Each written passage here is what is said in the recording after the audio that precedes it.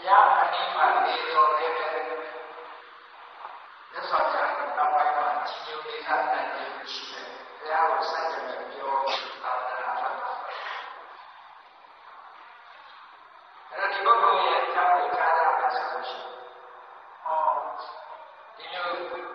ဒီလောက်ဓမ္မလေးကိုပညာတော်နဲ့ပြည့်စုံတော်မူတဲ့မြတ်စွာဘုရားရဲ့ကိုယ်တော်မြတ်တာမှာအနိကရှိတဲ့ပြုစုလို့တွေ့တဲ့ဉာဏ်တော်တွေအတွက်စัจ java ပြီးတော့မြတ်စွာဘုရားကိုတော်တော်ကမှလောက်ပါရှိပါတာကိုယ်မွေးထားတဲ့သာသမီတွေကိုယ်တော်တော်ကမှလောက်လို့ရှိရင်အဲ့ဒီစိတ်နဲ့လည်းရှိတယ်တော်တော်ကမှ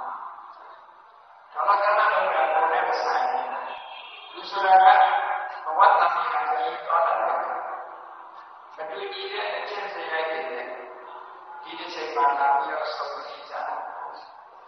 ဆုံးဖြတ်ရတဲ့အခါမှာပြင်လို့ရတဲ့အခါရှိတယ်ပြင်လို့ရတာရှိတယ်အဲ့တော့ပြင်မရတဲ့သူကိုပြင်ဖို့ကြိုးစားတယ်ဆိုရင်ဒီကတည်းကခက်ခဲနေတယ်လက်ဆောင်ရတဲ့ကိုယ်တော်ပြန်ပြီးတော့လက်လျှော့ရတဲ့အနေအထားရှိတယ်။အဲကြောင့်သူများအောင်ပြင်လာတဲ့ပုဂ္ဂိုလ်ကိုပြင်ဖို့ကိုအရေးကြီးတယ်ဒီထားဘုရားရှင်မှာပြီးတော့ဒီသားစုအနေနဲ့ဆုံးဖြတ်ရတဲ့အခါတော့မိတ်ဆွေအနေနဲ့ကာပြီးတော့ဆုံးဖြတ်ရတဲ့အခါတို့ရဲ့စရိုက်တို့သိရှိနားလည်ပြီးတော့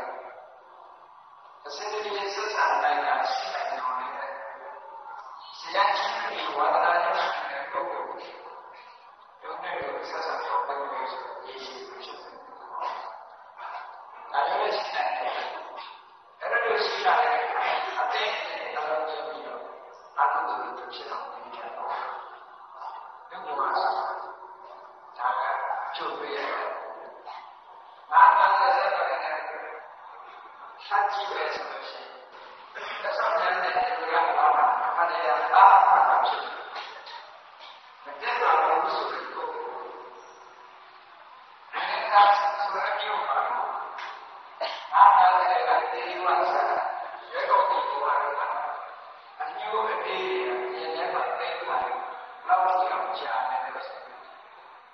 ကဘာပေါင်းတော့မြတ်စွာကြားပြီးနောက်ဆုံးတော့ဘာလို့လက်ထက်ကျတော့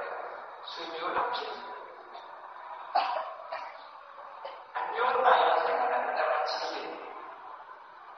အဲ့တော့မတည့်ပါဘူးဆိုရင်လည်းဆွေမျိုးပါဖြစ်ဒီလိုတော့ဝဲဒီလိုတော့ဝဲတော့လည်းကတော့ဒီလိုနဲ့မြတ်စွာဘုရားတပည့်ရောက်ပါမယ်တော့လိုက်တယ်အဲ့လိုအခြေအနေမျိုးမှာဒီအားစအစုနဲ့ဖြစ်စေတာဘာသာတရားလိုက်ပါလာတဲ့အကျင့်စရိုက်ဆိုးနေအပြင်းလို့ရှိရင်ကြောက်တယ်မကြောက်နိုင်တဲ့ဆက်စပ်ပြပါတဲ့ဒီစရိုက်ဆိုးတွေနေရာတွေဝိုင်းရောက်တော့အစွမ်းတစ်ချောင်းထွက်လာတယ်ပဲသူရဲ့အထောက်အပံ့ပေါ်နေဖြစ်ရှာတယ်အဲ့လိုတန်ရာကနေပါလာတဲ့မျိုးကြီးတွေနောက်ဆုံးမှဒီမျိုးကြီးတွေဘယ်ချိန်မှဆုံးသက်သွားတယ်ဆိုတော့ဒီရတိပြည်မျိုးရဲ့အချိန်ကြာမှာနောက်လာတရားပြီးဆုံးသက်သွားကျင်တဲ့ကအကျိုးအတိတော့ပြောင်းသွားပြီအဲ့ဒီအချိန်မှာအိမေတိအထေတပကပုဂ္ဂိုလ်ဆိုပြီးရသတာရှိခိုးတော့ဒီရရှိခိုးတဲ့ကံလေးရခြင်းနဲ့ဒီကောရှိခိုးမှာပေါ်ရတာမြေရိုးလုံးမှာရှိခိုးနေတာဖြစ်တယ်ဒီရိုးတွေဒါကရသောပုဂ္ဂိုလ်ကိုဝေရလို့ရှိမှာပါတယ်ဒီပြောနောက်ဆုံးပြောအဲကြောင့်နောက်ဆုံးပြတာအဲ့ဒီကုသိုလ်ရဲ့စွမ်းအားတခြားကုသိုလ်ရဲ့ထောက်ပံ့မှုစွမ်းအားကြောင့်နောက်တစ်ချိန်မှာအထိတ်တရာဆိုတဲ့ပြဿနာတွေဖြစ်တယ်။နောက်တဲ့လို့ဆိုရင်ဉာဏ်ကအကျိုးတွေအဲ့ဒီချိန်မှာကြည့်လိုက်တယ်။ဉာဏ်ပေါ်မှာနားနေတော့သဘောပေါက်တာလည်းတော့နားတာလည်းပတ်တာအမှဖြစ်တယ်လို့ပြောတာ။ဒီနာကအပြည့်ဖြစ်ရသော်ရတာအားကိုရင်းနေတယ်။ဒီကတော့က သားလေးကိုကျင်လာပြီးတယူတရားနေတဲ့အခါအဖေလုံးတဲ့ကမနာလို့ဖြစ်ပြီးသားလေးတတ်တယ်ငါးနာတယ်လို့ရှိတယ်နော်အဲ့တော့ကြည့်ရအောင်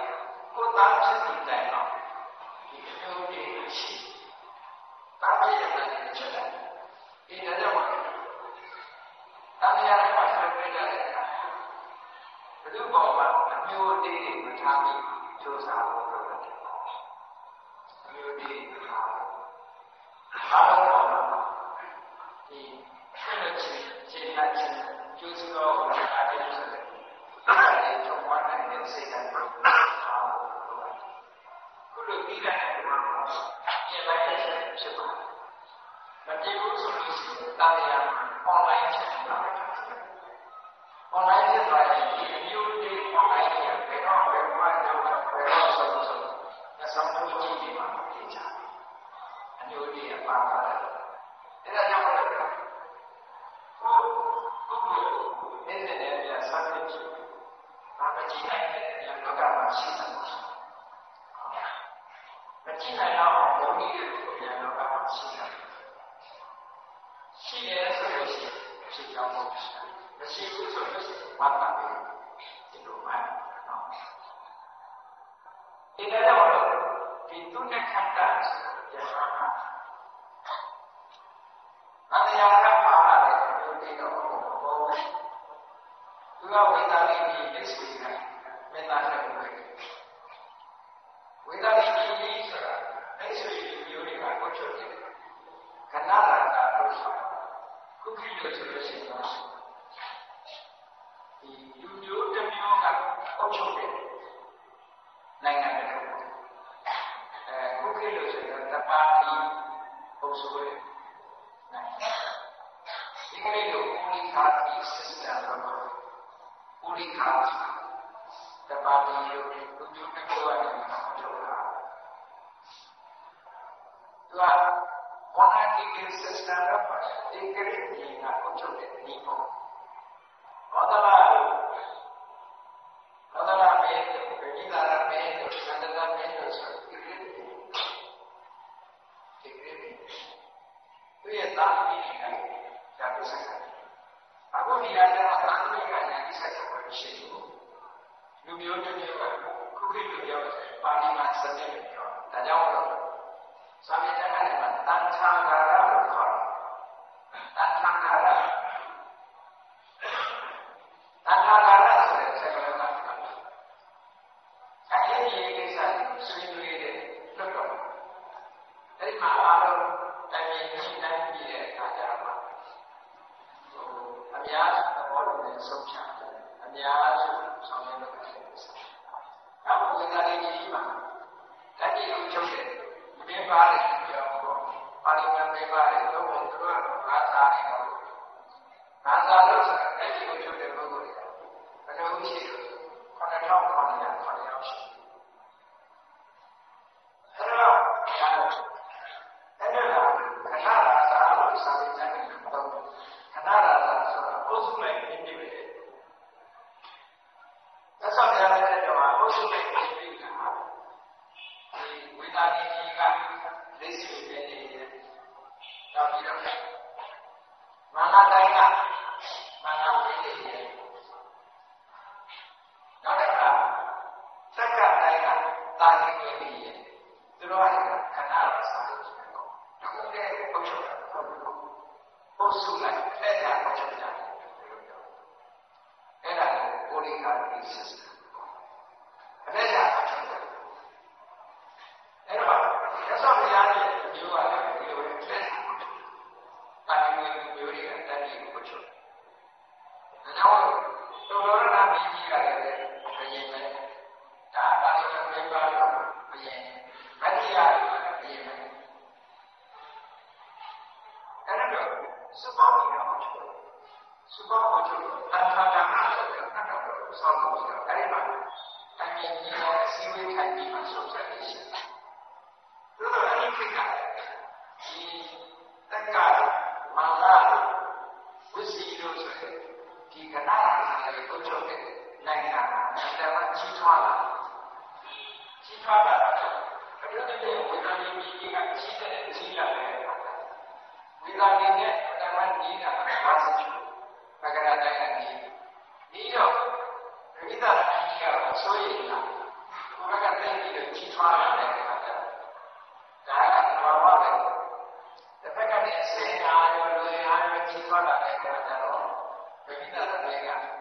ဝိစီကလေးဆွေးနေတဲ့ရန်ကုန်နဲ့ဆွေးတော့ဘယ်ကနေအားကြီးလာလဲဆွေးလာတာဒီကနေ့ဖြစ်တဲ့ရှိတာဒါလူတွေရှိနေတဲ့ကြာဒီတိုင်းပဲနေမှာပေါ့တိုက်ကြည့်နေတယ်အဲ့တော့ဒီအောင်ဝိသတိကြီးရတယ်ကြီးလာမြို့ကိုသုံးခါအောင်ချဲတာသိကြီးထွားလာတယ်စီကားမြို့ကိုသုံးခါချဲမြို့တိုင်းသုံးခါတော့ရှိဒါကြောင့်ဇရဏတော်ကဝိသတိရဲ့တိတုပါကရဏတရိတုဆိုတဲ့တိုင်းတုံးတဲ့အတွင်းပြည့်ရတဲ့ပြည့်တဲ့ဆိုအဲ့တော့ကြောင့်ဒီကစီပင်ကြီးထွားလာတဲ့အတွက်ကြောင့်ဝိသတိဆိုတဲ့နာမည်နဲ့ထင်ရှားတယ်ဒီဝိသတိကြီးရဲ့ကသူနဲ့ခတ်တာဆိုတာမေတ္တာတရားဒါဆိုရင်သာသနာတော်ကိုကြီးကျယ်ပြီးတော့ရဖြစ်တယ်ရန်ချက်လာတဲ့အခါကျတော့ဘုရားတော်ဘုရားကိုကြည့်ရတဲ့ရဟန်းကောင်းတယ်။အဲ့တော့ကျောင်းဆောင်သွားတော့သူကရသော်များကိုတတိကြတော့သမထကျင့်စဉ်တစ်ခုနဲ့ပတ်သက်ပြီးတော့ဒီကဆိုင်ကိုပရိက္ခမလို့ခေါ်တယ်။ဒီကဆိုင်ကိုねတာမန်လူတွေမမြင်နိုင်တဲ့အရာကိုကြည့်လို့ရတယ်ဒီကဆိုင်ကိုခိုင်းနေရဲ့ပရိက္ခမချက်ချက်ရုပ်ကိုအထုတဲ့နည်းကိုအဲဒီနည်းကိုပြီးတော့ရသော်များဟောတယ်ဟောတဲ့အခါကျတော့အဲဒီကဆိုင်ကိုပရိက္ခမကျင့်စဉ်တဲ့သမထကျင့်စဉ်ကျင့်တယ်ဒီကဆိုင်ကိုပြင်ရပါစံရရပြီးဒီကဆိုင်ကိုပြင်ရတော့ဒီကဆိုင်ကိုပြင်ရတဲ့သူကတော့လောကကြီးရှိတာတော့အဲ့တော့ဒီကဆိုင်ကိုပြင်ရတဲ့အခါမှာကြည့်နေတော့ကိုကြည့်နေတဲ့နေရာကိုအာလောကအလင်းအောင်ဆက်ကြရတယ်။ဘာနဲ့ဥပမာဆိုရင်ညအမောက်လေးကြည့်နေအပြီးထုတ်ပြီးတော့ကြည့်နေရတာ။အဲ့ဒါလည်းဒီလိုဆိုကြည့်တဲ့ပုဂ္ဂိုလ်တိုင်းအရှိန်ကိုကြည့်နေဆိုရင်အရှိန်ကိုအလင်းဖြတ်တယ်။အနောက်ရောက်ကြည့်နေဆိုရင်အနောက်ကိုအလင်းဖြတ်တယ်။ဒီကြီးလေးကိုကြည့်ရင်ဒီကြီးလေးကိုအလင်းဖြတ်တယ်။ကောင်းကင်ကိုကြည့်ရင်ကောင်းကင်ကိုအလင်းဖြတ်တယ်။တောင်ထဲကိုကြည့်ရင်တောင်ထဲကိုထွက်ပေါက်အလင်းဖြတ်တယ်။အဲ့ဒါလိုအလင်းဖြတ်တဲ့နေရာမှာမြင်လို့ရတယ်။အကုန်လုံးထိုင်ကြည့်နေတဲ့တယ်လီဗီရှင်းလို့အားလုံးကိုကြည့်နေတယ်ဆိုရင်လောကကြီးကိုလုံးကိုလင်းအောင်ဖြတ်ပေါ့။ဒီသတိထားတဲ့အခါဒီကစကုသတမန်တော်စိတ်နဲ့သွားတာ။အဲ့ဒါလိုလင်းဖြတ်လိုက်တဲ့အခါတမန်တော်ဒီကမှာရှင်ဘုရားကြောက်စရာလူကြီးတရေကြီးမြင်တတ်တယ်။ကြောက်စရာလူကြီးမြင်တတ်တယ်။ဘုရားပဲငရဲခံရတဲ့ပုဂ္ဂိုလ်တွေမြင်စိတ်ဓာတ်ကြီးတွေမြင်သိကြောက်စရာကောင်းတဲ့အကောင်တော်ကြီးတွေအထွာကြီးတွေမြင်တဲ့အခါမှာဒီအတိညာစဉ်းစားဉာဏ်နဲ့အားလို့ရှိရင်ယူသွားတဲ့ပုဂ္ဂိုလ်ကြောက်တဲ့ပုဂ္ဂိုလ်ဆိုယူသွားတယ်။ဒါကြောင့်တမန်ကျင့်တဲ့ကျင့်ရင်ဝိပဿနာပြီးအလုံးစုံစဉ်းစားရတယ်လို့ပြောတာ။ဒါကဘုရားသာသနာ့ဘက်မှာအလုံးစုံစဉ်းစားတာပြောတယ်။ဘုရားဘုရားကတော့ဝိပဿနာကျင့်တဲ့ဆိုတဲ့ဒီအဲ့တော့အဲ့လိုအမှန်ပုဂ္ဂိုလ်တွေကြောက်လာတဲ့ကြားဖြစ်သွားတယ်။အဲ့တော့ဒီနေ့ဆက်တာသူကလည်းမြင်းကြီးကသာသနာ့ဘောင်ဝင်လာတယ်။ရသော်ဘုရားကမြင်းကြီးအဲ့တော့မြတ်စွာဘုရားရှိဒီဘက်ဆက်ကိုပြိကံမေးတဲ့အခါဘုရားကဖြေတော့အဲ့ဒီတိုင်းချက်လိုက်တာသူဒီဘက်ဆက်ကိုဝေကြည့်တာ။ရတော့ဒီလက်ကြီးပဲကိုဥတဲ့ပြီးတော့အင်းအောင်ရှာပြီးရှိတော့လက်သမီးချောချောလေးကိုမြင်ရတော့အဲ့လိုမြင်လိုက်တာကသူကဘယ်လိုလဲတော့ဟောတော့ရှိုးတဲ့ယူပြီးတာအတန်ကတော့ကောင်းပါလေငါတော့ရင်လိုက်တာဒါတွေကစိတ်ကူးဆိုတာကမျက်လုံးဆိုတာကမြင်အောင်မြင်တာလေသူမျက်စိကလည်းကြားမှာပေါ့လားမျက်လုံးဆိုတာကြည့်ဖို့မရှိဘူးကြားလို့မှာပေါ့ကြားလို့ကြတော့နားကိစ္စဖြစ်တယ်အဲ့ဒါကြောင့် သောတာပရိက္ခဏလို့ခေါ်တယ်အဲ့ဒီဒေဝသောတာပရိက္ခဏကိုဆောင်းတာဆိုတော့မေးတဲ့အခါကျတော့လက်ဆက်တာကသူ့ရဲ့အတိတ်ကိုကြည့်လိုက်တယ်တစ်ချိန်လုံးကတော့ဇာတဘာဇာတာကပြမပြီးတယ်နာတောင်လုပ်တယ်လို့လုပ်ခဲ့ပြီးတဲ့အတွက်ကြောင့်သူ့ဘဝမှာလုံးဝဒီဒေဝသောတာပရိက္ခဏရောက်ဖို့ခွင့်ရမရှိဘူးဒေဝဆက်ကိုရရတဲ့ဆရာတော်ကပြောတယ်ဆက်ဆက်တာဆိုတာမဖြစ်နိုင်တာတော့မဟုတ်ဘူးအဲ့ဒီမြတ်စွာဘုရားကဟောမပေးတဲ့အခါသူကဘုရားပေါ်မှာထင်လို့ရတော့လောကလူကြီးဆိုတာအဲ့ဒါကိုဘယ်လိုတွေးတာလဲဆိုတော့ဘောဓမဘုရားကလည်းမင်းသားခတ္တိယမျိုးကရဖြစ်တာငါလည်းမင်းသားမင်းမျိုးကရဖြစ်တယ်အခင်းကြီးကဒိဗ္ဗတ္တရရင်ငါလည်းရှိတယ်ငါလည်းဖြစ်သွားတယ်ဒီတွေးတော့လူကြီးပြည့်တဲ့ရာပြည့်တဲ့နာကိုစဉ်းစားအောင်အဲ့ဒီပြီးတော့အဲ့ဒါတမင်ကငါ့ကိုမပြောပြထားတာနေမှာဆိုပြီးတော့စိတ်ထဲအခြေခံတယ်သူ့နေတဲ့ကမှန်တာ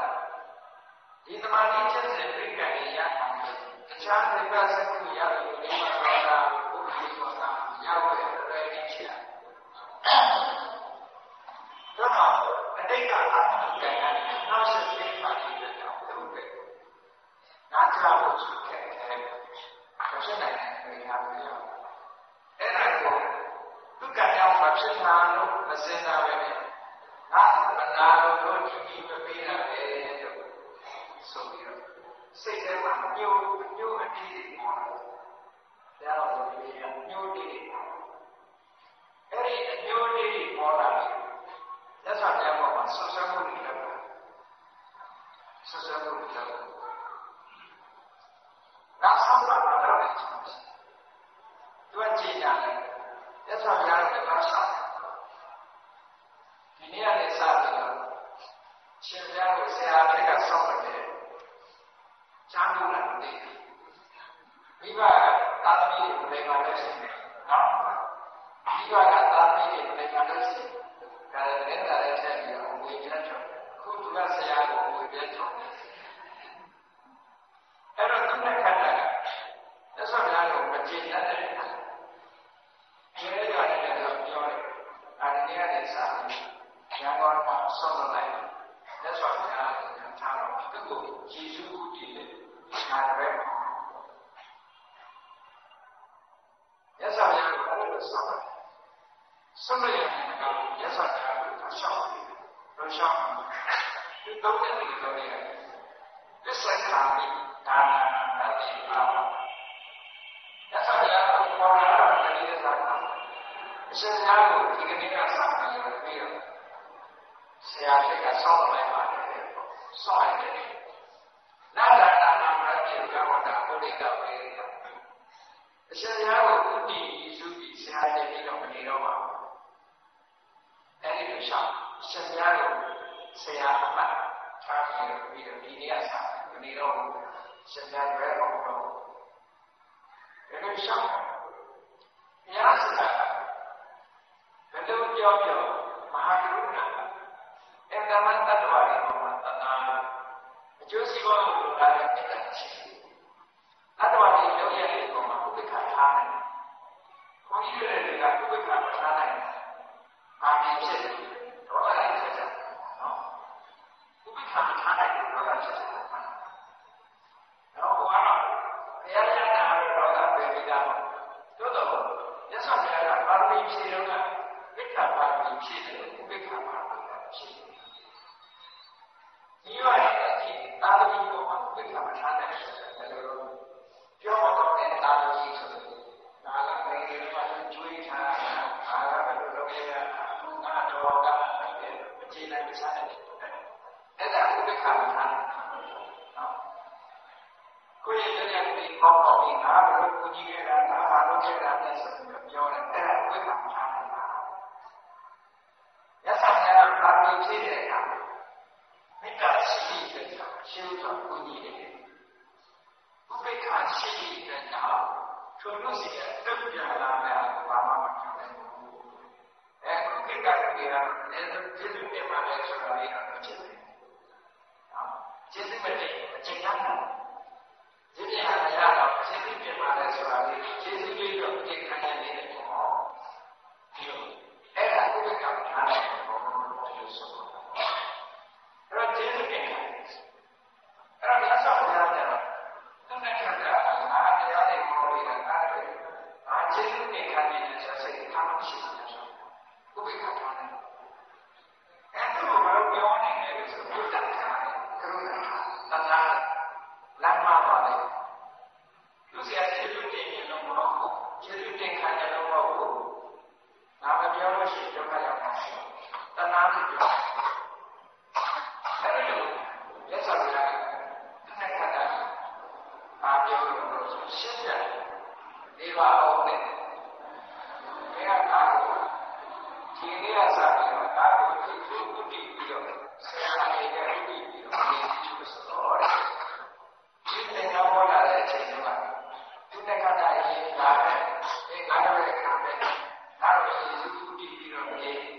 အားကမင်းဆရာဖြစ်တယ်လို့အားကမင်းဖိတ်ခေါ်လို့လာတာတော့ပြီးတော့ဖိတ်ခေါ်လို့လာတာ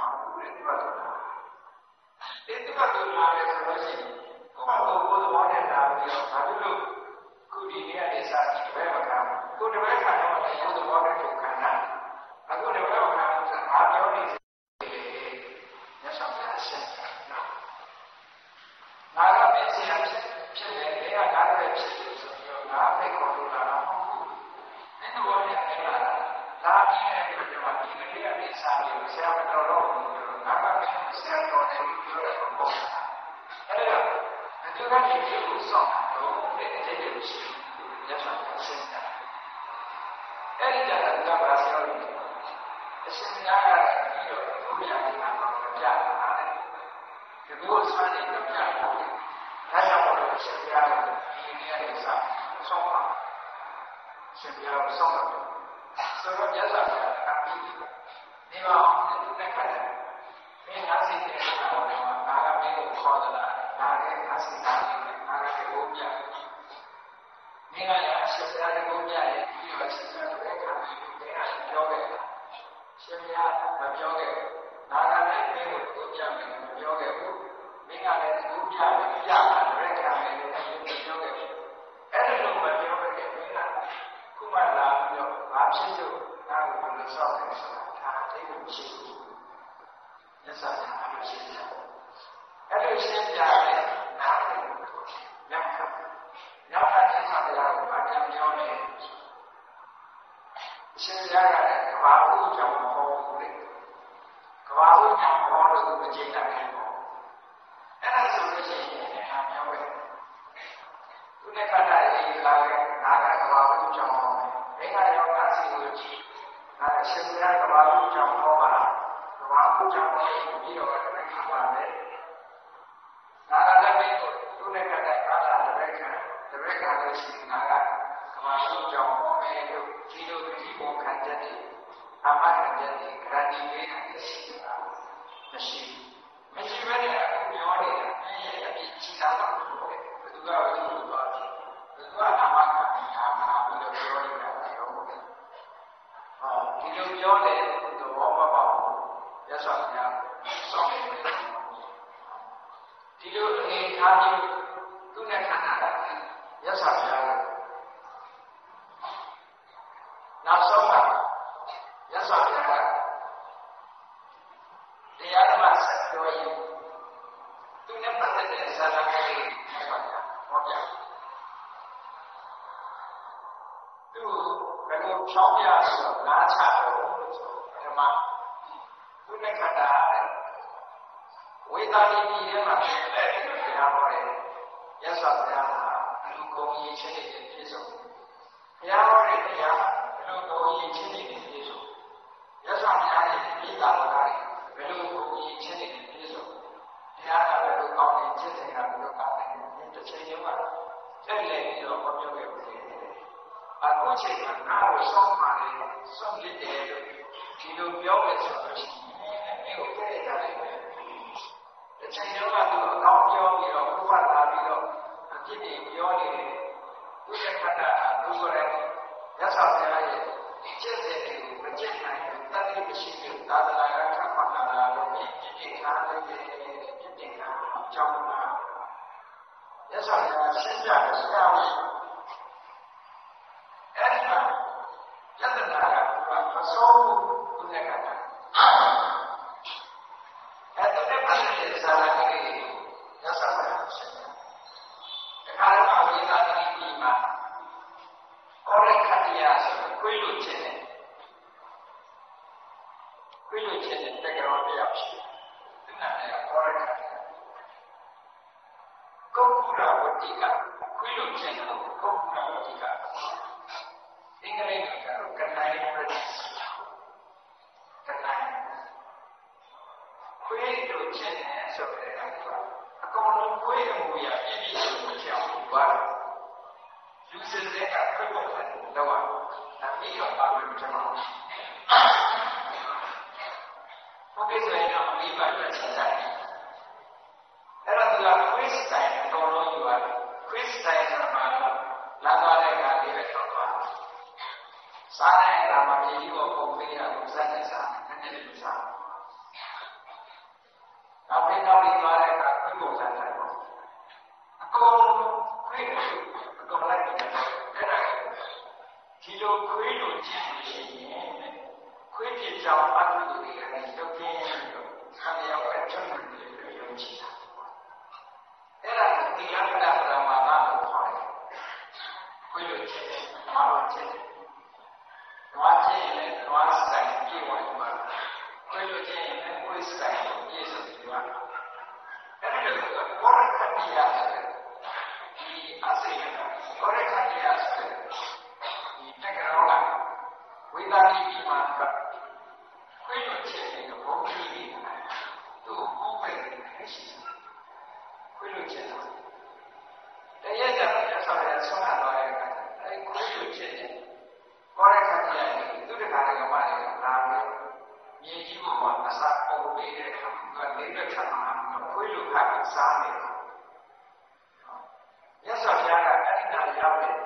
နောက်ကသူတခါတည်းကဘုရားရဲ့အလုပ်ကြီးတွေနောက်ကပါလာတယ်ကအဲ့လိုခွေးလိုချက်တဲ့ဘောရခတိယကိုမြင်တဲ့အခါကျတော့သူကဘလို့လူများဒီအောက်တန်းစားစိတ်ရှိတဲ့ပုဂ္ဂိုလ်အောက်တန်းပြီးတဲ့ရောမချင်တယ်မကောင်းတဲ့ပုဂ္ဂိုလ်မကောင်းတဲ့တွေ့တဲ့မကောင်းတဲ့ရောမတွေ့တယ်သူကဘယ်လိုတွေ့လို့ဘုရားတော်ကခိုင်းတယ်ပြီးတော့သူဘယ်လိုတွေ့ရလဲဆိုဒီရဟန်းကြီးကမချီးကျူးတဲ့ကောင်းတာဒီလိုပုဂ္ဂိုလ်မျိုးကတကယ်ရဟန်းဆိုတာဒီလိုပုဂ္ဂိုလ်မျိုးပဲဖြစ်ရတယ်နော်လူလိုတော်မနေခွေးလို့နေတာဘာချီးကျူးနေတဲ့အခါတော့ချီးကျူးတဲ့ကောင်းတာပဲလူလိုတော်မနေလူစတဲ့ကခွေးလို့နေတယ်ဆိုတော့ရဟန်းဆိုတာဒါမျိုးဒီပါပဲဘုရားနောက်ကလိုက်ကြီးတွေးဝင်လာစဉ်းစားကြည့်ပါတော့အဲ့လိုနေတွေးလိုက်တဲ့အချိန်မှာရသော်ဘုရားကသူ့စိတ်ဒီလိုက်ချက်ချင်းနေဒီချင်းရသော်ဘုရားကပြောတော့သူနဲ့ခန္ဓာမင်းတို့ကများသမဏစัจ ပုဂ္ဂိယအမိခံရတဲ့ဘုရားကခက်ပြောတယ်မင်းတို့ကိုယ်ကိုပြောရတာသမဏစัจ ပုဂ္ဂိယတရားဝတ္ထုရဲ့အနဘာအနေနဲ့သင်္ခါရရပြီဆိုတော့သူကပြီးတော့သူကလည်းမထားနိုင်ဘူးပေါ့နော်အဲ့တော့စဉ်းစားပါဦးဒီစကားလေးကိုပြောတာလို့ဘင်းခေါ်တာကကောရခဏရည်ကြည့်နော်ဒီတော့ဒီဘောချတာရဲ့စာကစားနဲ့ဖတ်ပြီးတော့ခွေးလို့စားလိုက်တာတော့ကြည့်ပြီးတော့မင်းဟာတကယ်တော်တဲ့ဉာဏ်ကြီးပဲတကယ်အကျင့်ကောင်းတဲ့ပုဂ္ဂိုလ်ကြီးပဲလို့မင်းတွေးနေတာပေါ့လားဆိုတော့အဲ့ဒီကြတဲ့တော့ဘုရားကရှင်ဘုရားကသူ့ကိုမနာလို့လားတဲ့သူ့ရဲ့လက်ကိုမနာလို့လားသူ့ရဲ့တရားတော်တရားများကိုရှင်ဘုရားမနာလို့ဖြစ်နေသလားဆိုတော့မြတ်စွာဘုရားကမင်းငါမနာလို့ပြောတာကိုမင်းအားရတဲ့ဒီစားအဲ့ဒီအားရတဲ့ဒီစားကိုဆက်လက်ပြီးတော့ယူမထားတဲ့ဒီတော့ရောက်နေတယ် 내가 정말 죄인이 양만연의 인사를 내가 하나ဖြစ်တယ်အဲ့လိုပြောတယ်သူကနားထောင်မြတ်စွာဘုရားပြောတယ်ဒီကောရိခန္တီယာဆိုတာတဲ့မင်းကြည့်ငါပြောမယ်ဒီကောရိခန္တီယာဆိုတဲ့ခွေးလူချင်းတဲ့အကောင်9 ရက်ပြည့်လို့ရှိရင်အစာကြေတဲ့ယောဂနဲ့တည်တယ်တည်လို့ရှိရင်ကာမကိစ္စကာဆိုတဲ့အတုရကေဘုံကိုရောက်အများဆုံးအနေချဆုံးအတုရကေဘုံကိုရောက်မှာသူ့ကတော့ဒီရဏချာမှာတုတ်တန်သွားချတယ်လက်ဆောင်တက်ပြောလိုက်အဲ့ဒီတော့သူ့နိုင်ငံကတခါမှကြားတာဟောသွားပြီးတော့အဲ့ဒီခုနကခွေးလို့ချင်းတက်ကြောကြီးစီသွားတယ်သွားပြီးတော့ဇာမောရမကဒီလိုပြောသွားတယ်ပြည့်ပြည့်လောက်ပါနော်ဒါလေးပြီးသွားတယ်ဒီခေါ်ရရင်ဒီလေးဒီမှာလည်းအစာမကြည့်လည်းရောက်တယ်ဒီမှာဒီလိုလို့ရှိရင်လည်းဒီကာလကိစ္စကအတူတကယ်ပေါ်မှာကြောင်းလေးနောက်ပြီးတော့ဒီလက်ခံမှာသုံးတာမှာအလောင်းကိုညှုံ့တယ်အလောင်းကိုချတယ်ရသဗျာကပြီးတော့ဒီလက်ခံတာကိုပြောလိုက်တယ်မင်းမယုံလို့ရှိရင်စိတ်ဝင်စားလို့ရှိရင်သူအလောင်းကိုသွားပြီးတက်ကလေးနဲ့ပို့ပြီးတော့မေးကြည့်တယ်သူကဖြေလိုက်တယ်သူပဲကိုရောက်တယ်ဆိုတော့ဒီပြောလိုက်ဆိုတော့ဘုရားပေါ်မှာသူကလုံးဝယုံကြည်ခြင်းမရှိဘူးယုံကြည်ခြင်းမရှိတော့အဲ့ဒီကောရခရိယာကြီးစီသွားပြီးတော့သူကပြောတယ်မင်းဒီလိုပြောတာအဲ့တော့ဒီနေ့ကနေစပြီးရှော့စားဒါပေမဲ့ဒီစားဒီနဲ့အဲ့ဒါစားရရောမှဖြစ်တယ်ဒါမှသူစကားတောင်းတယ်တခုမှအားလည်းမင်းနိုင်ရတယ်အဲ့ဒါကြောင့်မင်းဒီနေ့ကနေစားပြီးတော့ရံမစားနဲ့နည်းနည်းစားဘိုးကောင်းကြီးအချောက်တော့စားရရောကဒီပဲသူတို့ကြောက်တဲ့ချင်းလူတွေကြောက်တာနော်အဲ့ဒါလိုမှတော့အစာကရောမစားဘူးအစာပဲရောကကြောက်ချောက်တော့မစားဘူးဒါပေမဲ့စားရင်တော့ကိုယ်ရနေတော့ဒါအစာနေတာပေါ့အဲ့တော့သူတွေကလည်းလိုက်စားတယ်ကိုယ်တော်ကြီးပြောင်းနေတယ်ဆိုလိုက်စားနားပြီးတော့ရှင်ပြားဆောက်ကလိုက်စားချမ်းဝေးကလေးလေးငင်းကောင်းနေတဲ့ချက်လာတယ်ဖုံးပြီးဆိုပြီးတော့ဖက်နဲ့ပုံပြီးတော့မြေရွက်ချပြီးတဲ့ကောင်အထူးအောင်ခေါင်းနေနေဝါအောင်မစားလိုက်ကြတယ်စားရစားရတယ်ဆိုတော့ဘာလဲတဲ့စားကြည့်လိုက်တော့ဒီတရားမှတ်ရတယ်အပြတ်တည်သွားတယ်သူ့လောင်းကိုပဲသွားချတယ်ဒီနေ့နဲ့ထားမှာတော့တယ်ချနောက်တစ်ဖြစ်တာလည်းတော့တယ်ကာလနဲ့ချက်ကဘူးတော့အဲ့ဒါကိုသူကခဏဆရာလေးမှလည်းဒီ9 ရက်ကြီးလို့ရှိရင်စာပြေတဲ့ရောလည်းသိမယ်ဆိုတာလည်းမှန်တယ်နော်ဒီရဏဓမ္မသုတ်တံမှာလောင်းချလိုက်တယ်ဆိုတော့လည်းမှန်တယ်ဒီမဲ့ဆိုတာလည်းမှန်တယ်စာပြေရောလည်းသိတယ်ဆိုတော့လည်းမှန်တယ်ဒီသုတ်တံမှာပြည့်တယ်ဆိုတော့လည်းမှန်တယ်အဲ့ဒါသူကသွားပြီးတော့ဘုရားကိုဘုရားဝါဒနဲ့ဆက်ဆက်သွားပေးတယ်အဲ့ဒီကောရိကတိယာကြီးအလောင်းကိုသွားပြီးတော့ယူရရပို့ပြီးတော့ဒီကောတော့မေးတော့ဝတ်ထားခုလို့ဆိုကြောက်ရတယ်ဒီနော်ပို့လိုက်တဲ့အခါထားတယ်ပြီးတော့ကောရိကတိယာလည်းပဲအောင်ငါအတူတူကာမကိစ္စကအတူတူကိုရောက်နေတယ်ဆိုပြီးဘိုင်းနဲ့ကြမ်းကြတော့အဲ့လိုမြတ်စွာဘုရားအဲ့လိုဖြစ်တာလေအကုန်မှန်တယ်သူ့မိခင်ကကြားစီရလာတယ်မြတ်စွာဘုရားပြီးတယ်အဲ့ဒါတော့ငါပြောရတယ်ဒီလိုဆိုအကုန်မှန်အဲ့ဒါငါတို့ပြတယ်ဘောလားဆိုတော့ဒါမှမဟုတ်ဘူးကိုမပြလို့ဆိုပြီးဘုရားစီထောက်ပါဒါကတော့ကတားမှန်တယ်အခုချိန်ရတယ်အဲ့ဒီပြဿနာကတော့ဒီအစိမ့်ကအဝုန်းဝတ်တဲ့ကလာရမတ္တကလို့ခေါ်တယ်ပါဠိကလာရမတ္တကသူကလည်းဝိသတိပြည်မှာနေတာအဝုန်းဝတ်တဲ့ကတော့အဝုန်းဝတ်တဲ့ကတော့เนี่ยဝိသတိပြည်မှာဘုံကြီးတယ်ဒါကဘာလို့ဘုံကြီးတာလဲဆိုတော့သူကအကျင့်ကောင်းတဲ့မျိုးကိုထိတ်ချပြီးတော့ချက်သူ တိခံလို့လည်းပြုလို့တော့ဘူးကြည့်နော်သူအတိတ်ကဘယ်လိုတိတ်ခံတော့ဆိုလို့ရှိရင်တန်တန်လုံးအဝုံကိုဥတဲ့တုံးလုံးနေတယ်ဒါကသူကတိတ်ခါကိုစောင့်ကြည့်လိုက်တယ်နော်တန်တန်လုံးအဝုံကိုပါတုံးလုံးနေပါမယ်ဒါသူရဲ့ဆောင်းဖြစ်တယ်နောက်တစ်ခုကတန်တန်လုံးဓမ္မစရိယတိတ်ခါကိုစောင့်ကြည့်ပါမယ်ဒါကတော့နော်တတလုံးဓမ္မစာရတော့ကျင့်တဲ့ပုဂ္ဂိုလ်ဆိုပါမယ်နောက်တစ်ခုကတော့တတလုံးအရက်ရက်နဲ့ပြောပါမယ်ခဏနဲ့မစားဘူးအရက်နဲ့အသားနဲ့ခံရပြီးပဲအတုကျင့်ကိုကိတတလုံးစားတယ်လို့သူကတော့အရက်နဲ့အသားဒီမျိုးပဲစားတယ်ခမင်းကျန်တဲ့ခမင်းနဲ့စား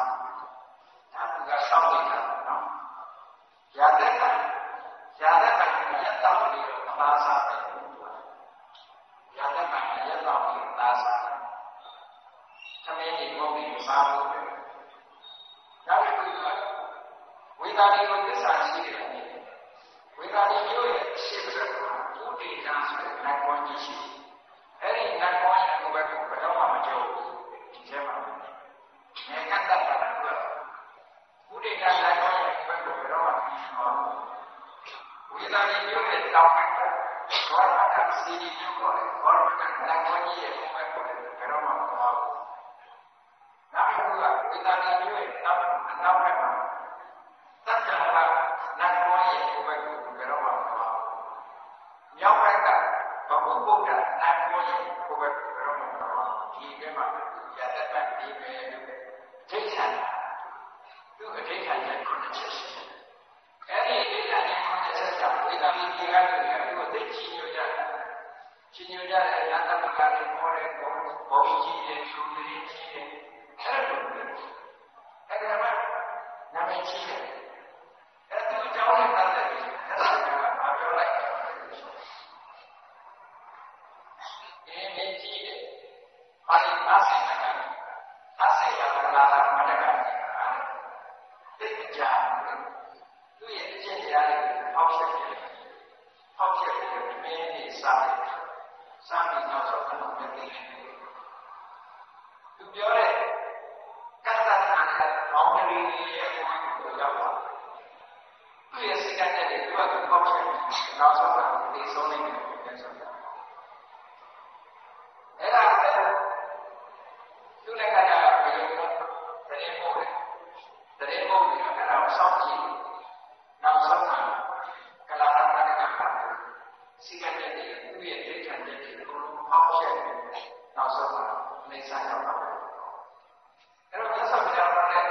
ဟောပြောချက်တော့မှန်အဲ့လိုမှန်နေတဲ့အခါသူနဲ့ခတ်တယ်မြတ်စွာဘုရားကဒါကမြတ်စွာဘုရားကလာရမဏကနဲ့ပတ်သက်ပြီးငါပြောတဲ့ပုံစံတော့တွဲရတာရှိတာမြတ်စွာဘုရားဆက်ပြတွဲရတာရှိဒီအဲ့ဒါဆိုတော့ဒါကပြောတဲ့အားကြတဲ့ဘုရားကပြောတာမင်းကဒီဘုရားကပြလာတာစိတ်နဲ့ထွက်သွားတယ်ပြောတယ်ဘုရားဘုရားလာတယ်မဟုတ်လားဆိုပေမဲ့သူနဲ့ကလည်းအားတော့နောက်ဆုံးတဲ့တရားတိုင်းသူနဲ့တော့လည်းဆက်ရောမြတ်စွာဘုရားကိုဆက်ကြည့်လို့အဲ့တော့ဒီကနေ့ကလည်းသူနဲ့ပတ်သက်တဲ့ပြောတာတွေရှိသူနဲ့ကတော့ရှိအဲ့ဒီတော့မှသူကောင်းကောင်းကမြတ်စွာဘုရားကတရားနဲ့မြေလျှောက်သူစိတ်ဝင်စားတာရဟန္တာနာပြီးတော့အရဟတကိုတရားကိုလာဆောင်တဲ့အခါဒီရဟန်းကြီးကတော့လည်းဘာသာတရားအထုတ်ရလာတဲ့တရားကိုနားပြီးရှောက်ရတဲ့ဒီနေရာလာတဲ့ကားကိုအရဟတကိုသူရလာတဲ့တရားတွေနဲ့မြတ်စွာဘုရားရှောက်ရတယ်အဲ့ဒါလည်းပတ်သက်တဲ့တုတ်တဲ့ရှိနောက်အဲ့ဒါကိုစိတ်ထုတ်ပြန်လို့အခုလိုပဲရသနာကိုစတင်တယ်လို့ပြောဆောင်တာဒါရသနာရဲ့လူတွေအားလုံးကသူ့နဲ့ခန္ဓာကိုဘာကြီးနော်ဒီလိုဖြစ်တယ်။ဘာသာလို့လဲဘယ်လိုလဲဆိုတော့လေကြီးရမေကြီးရအဲ့တော့မေကြီးရတဲ့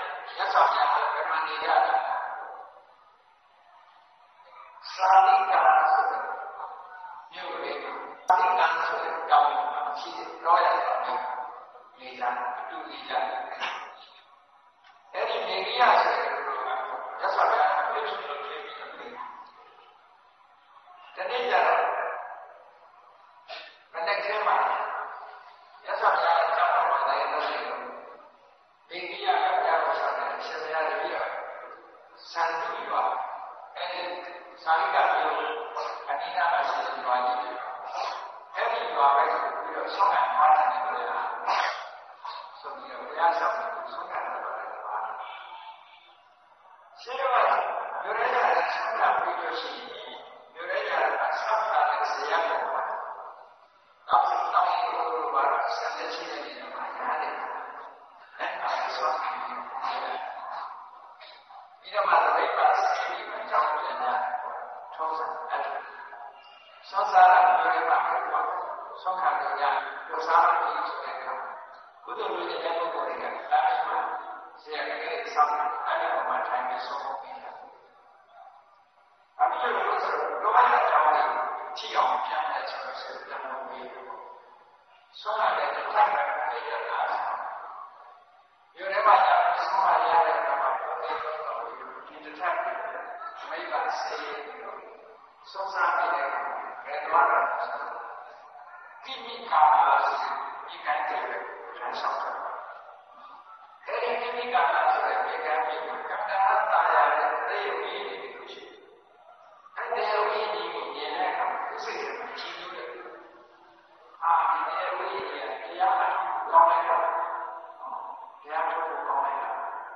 今年嘛不要出去的不会他们家嘛到那里要出去的所以交变了变了也是比较小的比如在这里来说到底生活上面的你感觉有点小不然大家在这里有一点也不给你家都看到这里啊这些了这个哎有一个多少家那上面可能有一个多少少这个是什么呀？这个发表的，明年拿过来的，看那些人没有好吧？也是的，反正就别的拿过来这个多少，我都觉得消息，这个也是别的拿来的也是有点丰富，这样叫的没得谁看的，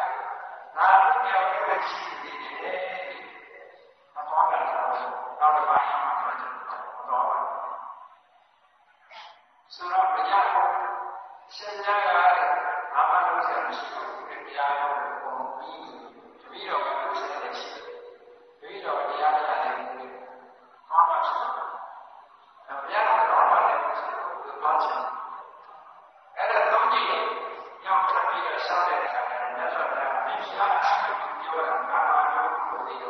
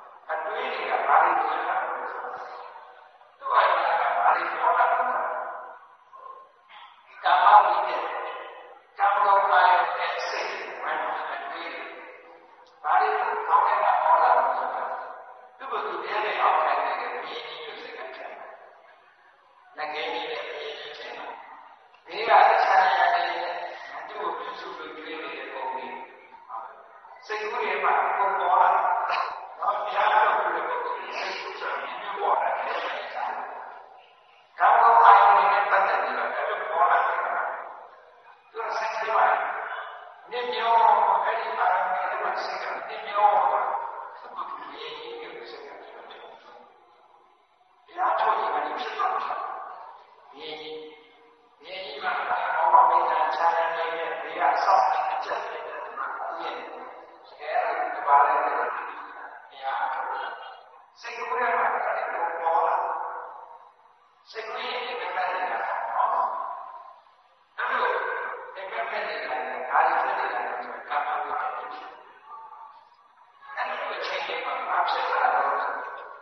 ဆိုတာဘယ်လိုလုပ်စားလဲ။ရာဇဝသားတွေကဖတ်ဆက်ပြီးတော့ခေါ်လာတယ်။အဲ့ဒါကြတဲ့ကောင်ကတော့တယ်။ရာဇဝသားတွေကဖတ်ဆက်ပြီးတော့ခေါ်လာတယ်။ရှင်ကြီးရဲ့ဝိညာဉ်ကပြည့်စုံတဲ့ပြည့်တဲ့ဆန္ဒတော်ပါသူအပြည့်တဲ့ဆန္ဒကိုလာပြီးတော့ပိတ်ခံအပိတ်ခံတဲ့ကတော့ဘယ်လိုဖြစ်မှာဒီကောင်ကိုထောင်သွင်းချင်းချတယ်ဘုကောင်အောင်တတ်လို့ဆိုရင်အမေ့ချအဲ့တော့ဗျာမာရဝိညာဉ်ရဲ့ဖြစ်လာတဲ့ဒေါသကိုဖြစ်ပြထုတ်တာဒေါသရဲ့ဖြစ်လာတဲ့ဉာဏ်ဆက်သက်ချက်ကိုစိတ်တွေးပြီးဝင်လာအဲ့လိုကာမဝိညာဉ်ဗျာမာရဝိညာဉ်ဝိညာဉ်ဝိညာဉ်တွေကသူ့စိတ်ကိုကောင်းကောင်းပြီးတော့နေလိုက်တာအတရားတမာရီလေးတော့အဲ့ဒီအတွေးတွေခိုင်လိုက်ကြရအဲ့ဒီအတွေးတွေဝင်လာအဲ့ဒီကြတော့သူပြန်တဲ့ကြီးကအမှန်တရားကိုလိုက်တာအမှန်တရားကိုကြည့်ပြီးမှတ်တရားလုပ်တာအခုကျတော့စိတ်ကြီးနေဖြစ်သွားတာကာမဝိညာဉ်ပြောတာဝိညာဉ်ဝိညာဉ်ကဝိညာဉ်ကာမအာယုန်ရဲ့ပတ်သက်တဲ့အတွေ့အကြုံဒေါသနဲ့ပတ်သက်တဲ့အတွေ့အကြုံဒီများကိုဆက်ဆက်တက်ချက်လို့အတွေ့ဒီအတွေ့အကြုံကအစစ်မှန်လို့နေပါမှာဆိုပြီးတော့သူ့ကိုတတ်မှတ်တော့ဖြစ်ပြီးရှင်းဆက်တရားအားထုတ်တော့သက်ဆောင်ပါစေ။ခொနကသက်ဆောင်ကြသူ့ကိုစိတ်နဲ့ပြည့်အောင်ပြောတာနေကြီးကအားရတဲ့ရှိတယ်ခဏဆိုင်ပါတော့ဟောတာ။တရားအမှန်ကိုကြည့်လို့ကြားတာအဲ့ဒါကိုပြန်တဲ့တရားသက်ဆောင်ပါစေ။ပြန်အားရတဲ့တရားသက်ဆောင်ကြဒီမရင်ကျက်တဲ့တမာရီဆန်းအားရင်းကျက်စေဖို့ဆိုတာဒီကောင်းစိတ်အဲ့ဆိုတော့မိရတဲ့အဲ့ဒီရတဲ့အတိအကျပြောရဆိုလို့ရှိရင်ညဆောင်ဒီမရင်ကျက်တဲ့စေတောဝိဘုဒ္ဓဆိုတမာရီမရင်ကျက်တဲ့စေတောဝိဘုဒ္ဓဆိုရှင်းချက်တာကိုဒီတရားတော်ကိုပြည့်စုံတယ်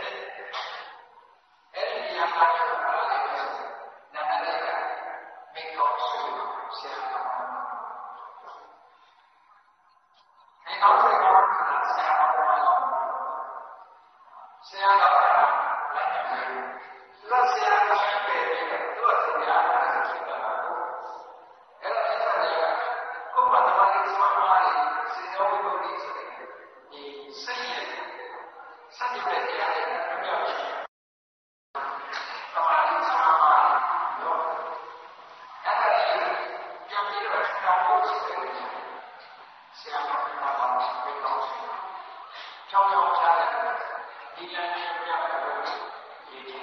အဲ့ဒါရှိတာမရင်းချက်ပြီးစေတောဝိဘုဒ္ဓဆိုတမာရီဆွမ်းအားပုဂ္ဂိုလ်ရဲ့လမ်းကြောင်းကိုဆိုတဲ့ကိစ္စပဲဒီချက်တာကတင်ပြကြတာဒီကိစ္စတွေလည်းဒီချမ်းသာတာကုသိုလ်တရားမှာအမှုတွေကိုဘုရားကြီးတယ်အဲ့ဒါကြောင့်ကလျာဏမိတ်္တမရင်ချက်တဲ့စေတောဝိဘုဒ္ဓကိုရင့်ချက်စေတဲ့အကြောင်းတရားဖြစ်တယ်နောက်တစ်ခုကအရေးကြီးတာကကိုချင်းတယ်ကိုချင်းတယ်ကအစောင်းနေတာကိုလေဒါပေမဲ့ကိုချင်းတယ်ကအရေးကြီးတာတော့ဒီဟာရှိတာစိတ်ကမြင်ချင်စိတ်ကမြင်ချင်မှာဝါညာမှုဆိုတာပါမှာဖြစ်တယ်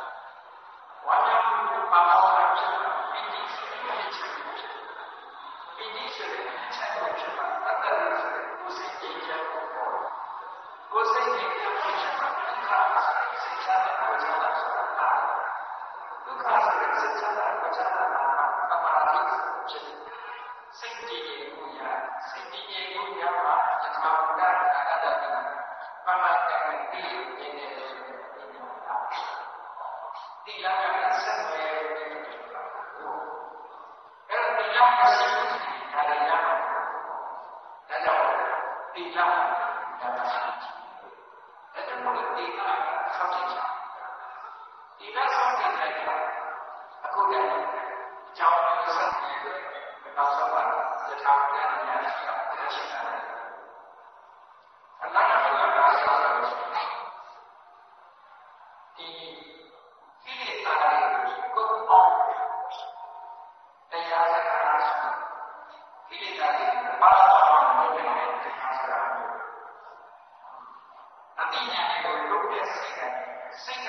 ဝင်လာပြီးတော့အားရှိပါစေတဲ့တရားစကားမျိုးဆိုဆိုတာတရားနာပြီးတရားနာတဲ့ဒီစိတ်ပါတဲ့တရားနာတဲ့စိတ်ကအမြင်ပါနေတာဒါကြောင့်ဒီမှာတခြားတရားစကားအဲ့တော့တခြားတဲ့အခြေကြီးရှိတယ်ပေါ့သို့တော့အချင်းချင်းပြောရဲဆိုရင်ဘယ်လိုစကားမျိုးတွေနားထောင်နိုင်လဲဆိုရင်အပိစ္ဆာ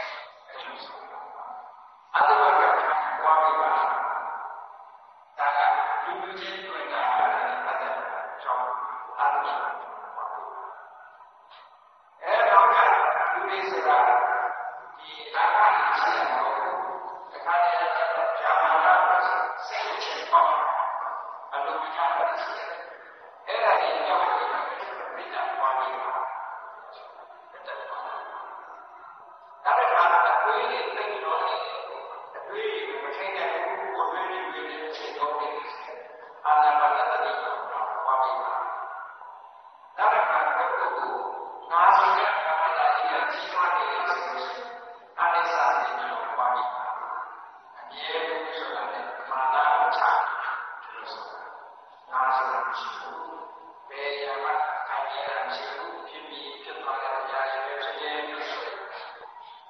အနိစ္စတရားကိုပွားခြင်းဖြင့်အတ္တမိမာနအာအတ္တရဲ့ဘာတတ်တိုင်းလဲဆိုတဲ့ဒီအပြီးတွေပဲဆိုတယ်ဒါတော့အနိစ္စတရားကိုပွားပြီးဆိုလို့ဆိုတာဖြစ်တယ်ကိုယ်လိုတိုင်းမဖြစ်ဘူးဆိုတဲ့နာတာပြီးတော့ရင့်ကျက်တယ်အနာတ္တတရားရင့်ကျက်တာတဲ့အကြောင်းဆိုတာဖြစ်တယ်ကိုယ်ကိုမဖြစ်ဘူးဆိုလို့ဒါဖြစ်တယ်ဒါဖြစ်တယ်ဒါဖြစ်တယ်ဆိုတဲ့အတွေ့အကြုံကိုပြောတာဒါလို့ဆိုတော့တော့ဘာလို့လဲဆိုရင်အရုံးနဲ့ပတ်သက်တဲ့ဆိုတဲ့အတွေ့အကြုံအဲ့ဒီအတွေ့အကြုံ၆ပြည့်တယ်ဒါလို့ကျိုးစားပါအဲ့ဒါလို့ကျိုးစားပါဘယ်ပေါ်မှာဒီရဲ့ကိုရအောင်ဖြစ်တယ်မိဂိယလက်ဆောင်တဲ့ဘောရကဒီမိဂိယတော့တာပေါ်ရောဆိုပါအဲ့ဒါကိုတော့ဆိုကြတော့စမိဂိယလက်ဆောင်တဲ့ဆိုပါဒီနောက်ဆုံးတော့ကြာတာဖြစ်သွားအဲ့တော့အခုလက်ဆောင်တဲ့ဘောရရဲ့ဒီလိုစီးနေတယ်သူဘာလဲလက်ဆောင်တဲ့ဆက်ကကျုပ်စုလို့ပြောကြအစင်ပြေတဲ့ပုဂ္ဂိုလ်တွေလည်းရှိတယ်အစင်ပြေတဲ့ပုဂ္ဂိုလ်တွေရှိတယ်ဘုရားမြတ်စွာဘုရားရဲ့တက်တော်50နာရီနဲ့ပြောကြအောင်နောက်လာတဲ့အဲဒီစီလာနာနာပြုစုတဲ့ပုဂ္ဂိုလ်ဆိုလို့လားဒါလည်းဒီကြောင့်ဒီမှာညဆောင်ရတဲ့ပုဂ္ဂိုလ်တွေပြုစုလို့ဒီကိုဆိုဘုရားကိုယ်တိုင်မှာသူ့ကိုပြုစုလို့ပဲဒီမှာတရားလည်းကစားမိချာတဲ့အကြောင်းနောက်ရတဲ့ဆက်အခုမြတ်စွာဘုရားရဲ့အလုံးဝအလုံးဝိသေတဲ့စပါးအဲဒီစပါးကိုဆက်တဲ့စိတ်အလိုချဖြစ်တဲ့ဘယ်နှပါလဲအလိုချဖြစ်ဖို့ပရမတ္တဘာဘာနဲ့တဲ့ဒီနာပါချာပြီးတော့တဲ့ညာဒီဝါရရာကိုထားတယ်အခုဒီကိုယ်တော်ရာကတော့ဘာနဲ့ဘာဘာတဲ့အခုရှိတဲ့ကိုယ်တော်နဲ့ဆိုတာကိုစွတ်ချက်သွားသူလည်းခါတာရာတော့နောက်ဆုံးမှာကိုယ်တော်နဲ့နေရောဆိုပြီးဆုံးသွားတာအဲ့ဒီလိုဆုံးကိုပြောရင်ဒီဆောင်တာကိုဒီလိုပြောရင်ပါနေတယ်ဘုရားကဒီရတော့ဆက်တဲ့ဘက်ပြောတဲ့ကြောင့်လုပ်တယ်နော်အဲ့ဒီလိုလက်ဆောင်ရကိုယ်တော်မြတ်တာပါလေပုဂ္ဂိုလ်ပြောပြောနဲ့ဆောင်းရတဲ့ဘုရားတွေပြောတယ်တော့ဘုစိတ်အလုံးစုံစိတ်ပြီးတော့လောကကြီးမှာစိတ်စစ်စစ်တဲ့ဒီကနေ့ဆိုတဲ့ခံရည်ကိုပြုလို့လာတဲ့ဆိုတဲ့မေတ္တာတရားဒီကနေ့ဆိုတဲ့ခံရည်ရာမေတ္တာတရားတရားတော်နဲ့ဆိုတဲ့ဘုရားတရားတွေပြင်ပါအကျိုးကိစ္စတွေကဒီရှိနေတဲ့ဆိုတဲ့ကိစ္စတရားသက်ဆိုင်တဲ့ဝါမျက်အားဖြင့်တိုင်မှာဒီဝါစင်ကြီးမှာဖြစ်တဲ့ဆိုတဲ့အကြောင်းအတ္တကိုရှိတဲ့ဘုရားထောက်နိုင်တဲ့အခါစီ